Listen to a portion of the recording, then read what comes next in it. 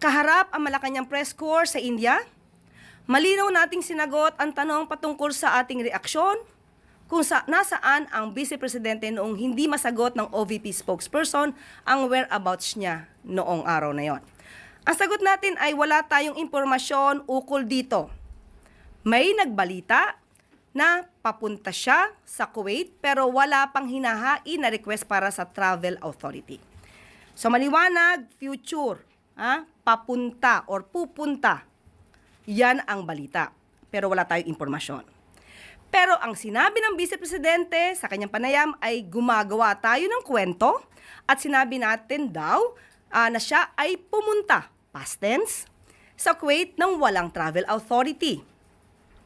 Nag-viral ito at nasabihan pa tayong fake news.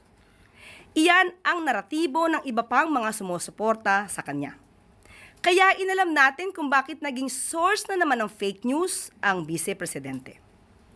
Dahil inedit pala ang video na tinutukoy niya at pinalabas na ang aking sinabi ay pumunta siya sa Kuwait nang walang inihain na request para sa travel authority.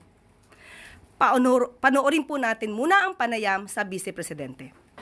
So, I guess, isa na naman yon sa ginagawa ng Office of the President na yung ilihis ang usapan sa kung ano ang totoong nangyayari sa ating bayan. So kahapon, nakita natin na unfavorable sa administration ang desisyon ng Senate of the Philippines. So gumawa na naman sila ng kwento na umalis ako ng bansa ng walang travel authority para doon na naman matutok yung attention ng mga tao and matuloy na naman yung lagi nilang paninira sa akin. Ang sinasabi ko nga, ang tawag dyan is political scapegoating. So maliwanag na sinabi ng Vice Presidente na sinabi ko na umalis siya. So past tense, umalis siya papuntang Kuwait ng walang travel authority. Panoorin po natin ang totoong sinabi ko sa briefing. Sa ngayon ay wala po tayong informasyon. Tinawagan po natin ang Office of the Executive Secretary sa ating pagkakaalam at sa ating ibinigay. Ang pinakahuling travel authority na inaibigay sa kanya ay simula July 5 hanggang July 28 kung saan po siya nag-travel papuntang The Netherlands at South Korea. Meron po tayong nabalitaan at ito'y naitanong sa atin na meron daw na balak ang Vice Presidente na pumunta sa Kuwait, no? Sa Kuwait ng August 8.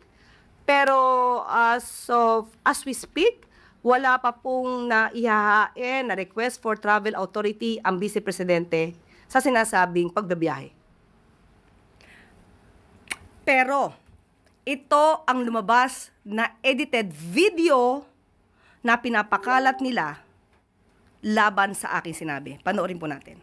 Sabi niya na gumagawa ang kwento, no? Ang Office of the President, PCO, ay gumagawa ng kwento na sinabi daw natin na siya ay nagbiyahe sa Kuwait.